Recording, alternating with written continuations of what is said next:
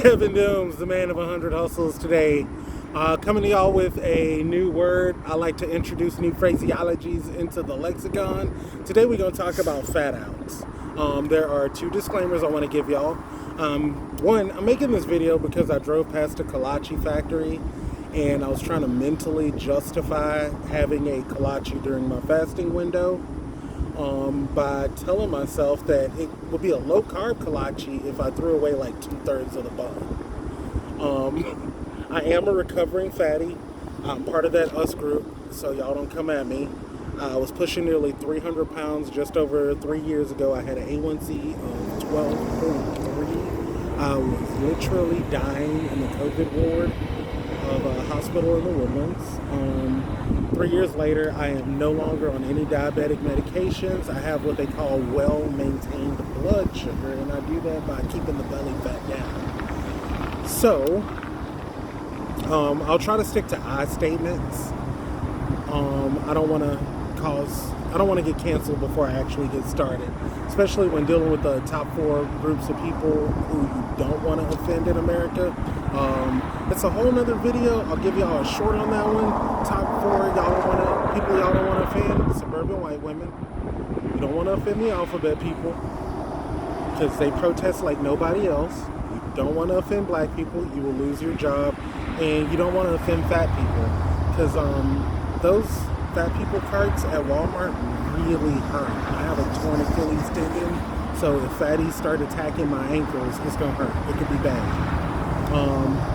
And I've also noticed that when people cross over into 2, 3, 4 of those 4 categories of people, they generally tend towards being a little more unpleasant, or the more unpleasant sectors of our population, but I digress. So yesterday I made a video, and it was about a stray dog who basically saved me from having my own fat out. What's a fat out, you say? So drug addicts, they go on binges. I love collecting stories from people. It's just my thing. Like crackheads and meth heads are some of my favorite people in the world. And what story has ever started with, I was on meth for 14 days and the story was not a hilarious, amazing story. I'm just saying, I got multimillionaires in my phone, I got crackheads in my phone. I call them both. I get good advice from both, and don't be knocking me because you don't have diversity in your friend circle. Step your game up. Get you some drug addict friends. Now, alcoholics, we are adults. We know alcoholics have blackouts. We know how alcoholics can wake up like 60 miles from home, on the beach, with some girl you went to high school with, even though you graduated 7 years ago, and you find out that you're the one that drove to the beach. Just me? Ooh. Okay, well, so I made the mistake of starting to eat like garbage again. After dropping like 80 pounds, I put back on like 20 of it, so now that makes me want to lose like 30 to 50 pounds. And I was playing on my phone, clearing out food apps, fast food, convenience food apps, when I noticed not only did I have way too many of these apps on my phone, but all of them had free food waiting for me on it. And that's a no-go. And when changing lifestyle, I call it getting off of the dialysis diet, because that standard American diet will have you at one of these many dialysis clinics that open up all over. But transitioning back into an 8-hour feeding window causes me to be moody, illogical. I'm mean.